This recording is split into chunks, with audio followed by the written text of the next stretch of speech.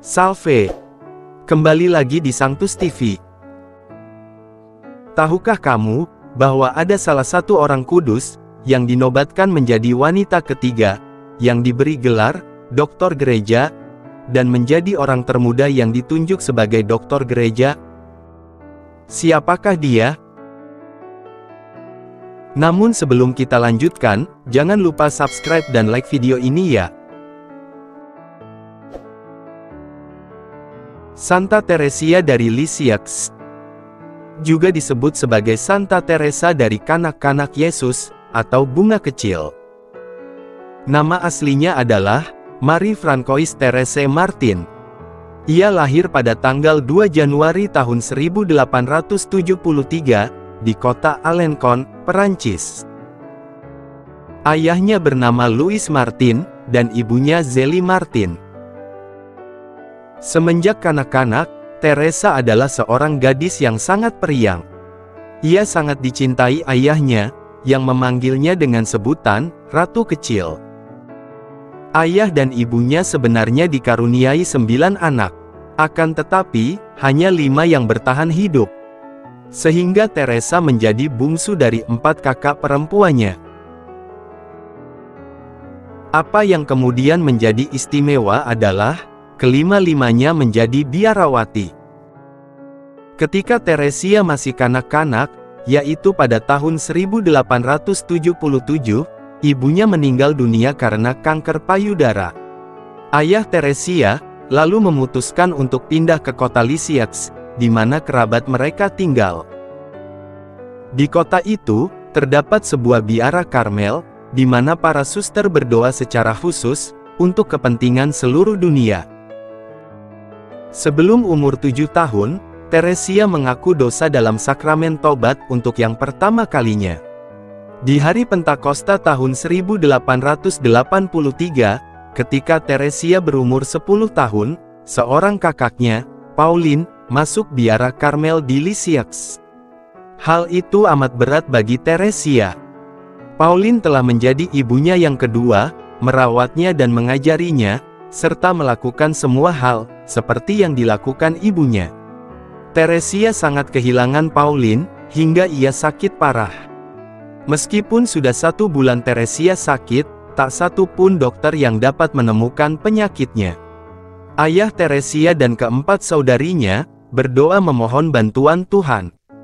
Hingga suatu hari, ia melihat patung Bunda Maria di kamarnya, tersenyum padanya, dan seketika, ia sembuh dari penyakitnya. Dibimbing oleh para biarawati Benediktin, dan diakhiri oleh pengalaman persatuan yang erat dengan Kristus, Teresia menerima komuni pertama tanggal 8 Mei tahun 1884.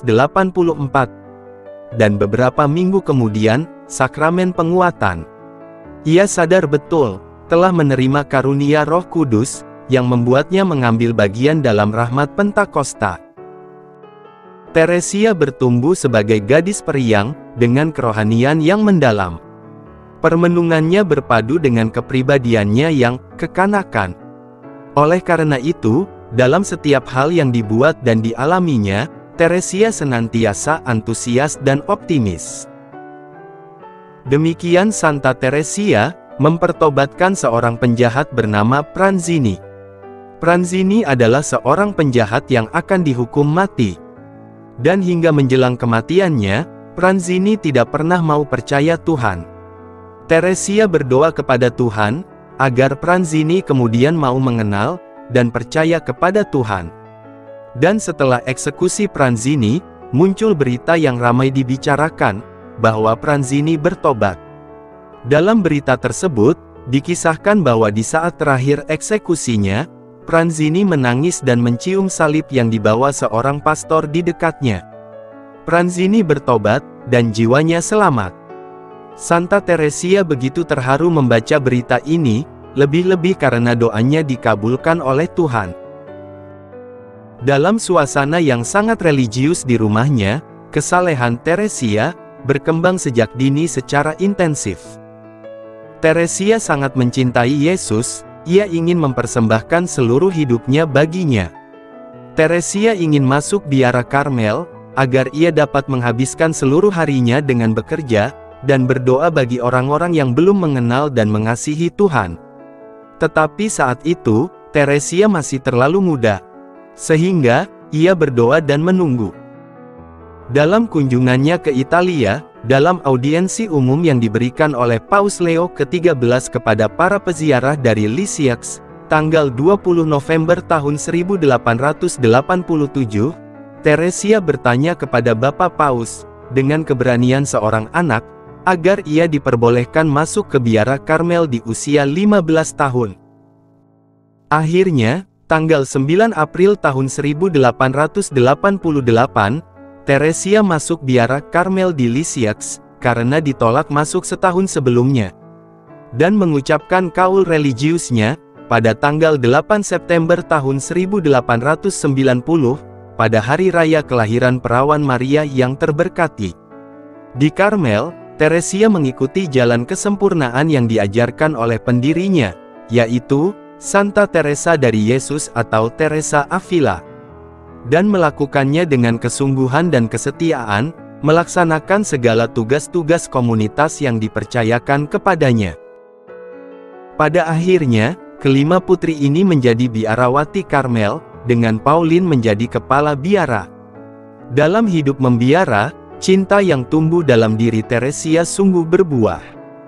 Teresia selalu berdoa, selalu belajar untuk berelasi dengan baik, menahan diri dari godaan dan kebosanan, pun melakukan pelayanan sekecil apapun itu. Demikian Teresia selalu berusaha untuk melaksanakan semua tugas, terlebih yang kecil, dengan cinta yang penuh. Disinilah letak spirit Teresia, yang dikenal sebagai jalan kecil. Dalam biara, Teresia menjalani kehidupan sebagaimana layaknya seorang rubiah Karmelit. Tidak ada yang terlalu istimewa. Tetapi, ia mempunyai suatu rahasia, yaitu cinta. Suatu ketika, Teresia mengatakan, Tuhan tidak menginginkan kita untuk melakukan ini ataupun itu, ia ingin kita mencintainya. Jadi, Teresia berusaha untuk selalu mencintai. Ia berusaha untuk senantiasa lemah lembut dan sabar, walaupun itu bukan hal yang selalu mudah. Para suster biasa mencuci baju-baju mereka dengan tangan. Suatu saat, seorang suster tanpa sengaja mencipratkan air kotor ke wajah Teresia. Tetapi, Teresia tidak pernah menegur ataupun marah kepadanya. Teresia juga menawarkan diri, untuk melayani suster tua yang selalu bersungut-sungut, dan banyak kali mengeluh karena sakitnya. Teresia berusaha melayani dia, seolah-olah ia melayani Yesus. Ia percaya, bahwa jika kita mengasihi sesama, kita juga mengasihi Yesus.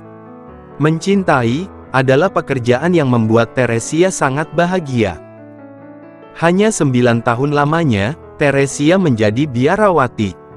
Ia terserang penyakit tuberkulosis, yang membuatnya sangat menderita. Kala itu, belum ada obat yang dapat menyembuhkan penyakit tuberkulosis.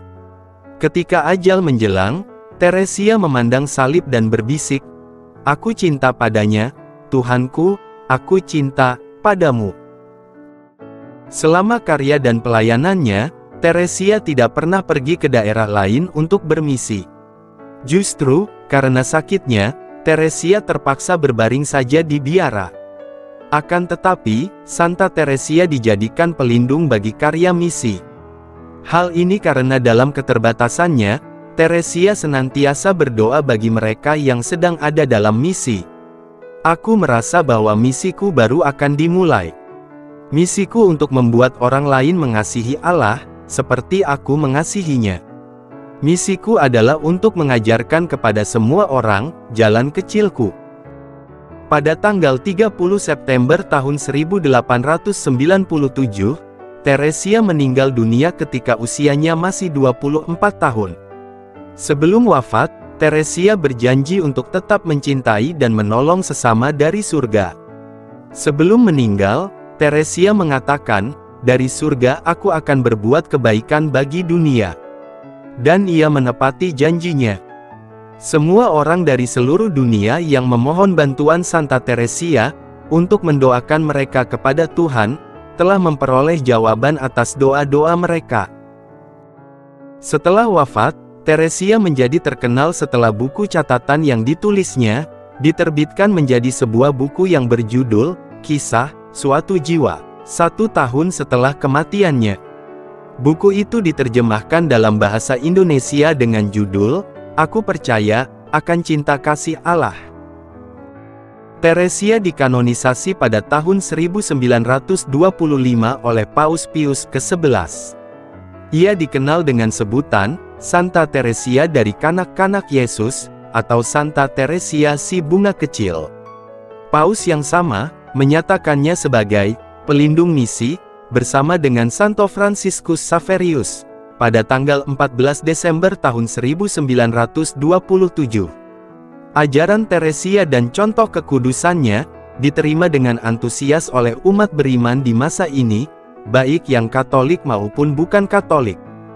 Pada tanggal 19 Oktober tahun 1997, Paus Yohanes Paulus II memberikan kepadanya gelar Doktor Gereja, dan menjadi wanita ketiga yang diberi gelar Doktor Gereja, dan menjadi orang termuda yang ditunjuk sebagai Doktor Gereja.